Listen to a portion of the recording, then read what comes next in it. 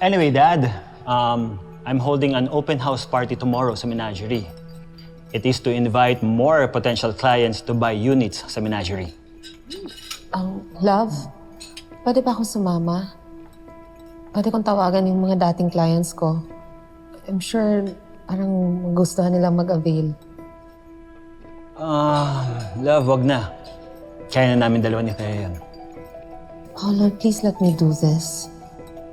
Para magka-connect tayo ulit.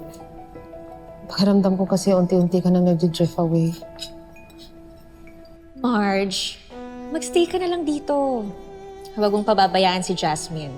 Mas kailangan ka rito kaysa sa party. Just because sasama ako sa event, it doesn't mean pabaya na akong ina. Don't be so defensive. Concern lang naman ako kay Jasmine.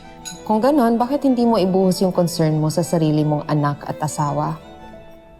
Diba, ikaw naman yung laging wala sa bahay.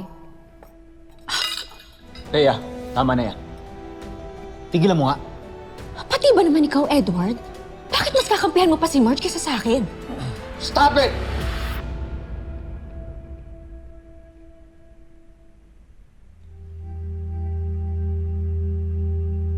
May mga bisita tayo rito.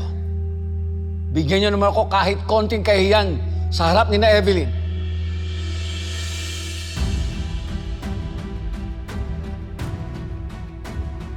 Please!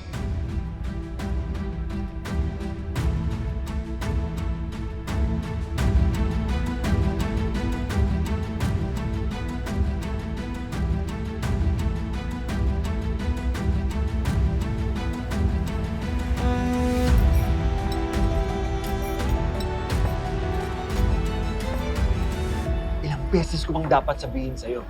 Stop attacking Marge. Naghahanap ka lang ng gulo eh. Gumagawa ka lang ng butas para masilip tayo. But Paolo, I can't help it. I'm upset. Ang tagal na kaya nung last natin. Lagi mo na lang akong pinipitin. Pwede ba, Thea? Nang pasukin natin to, ang sabi ko sa'yo, no demands, no drama. Pwede ba umayos ka?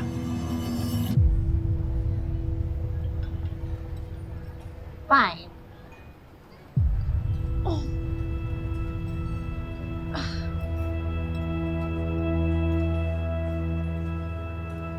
Hindi naman ako nagdedemand.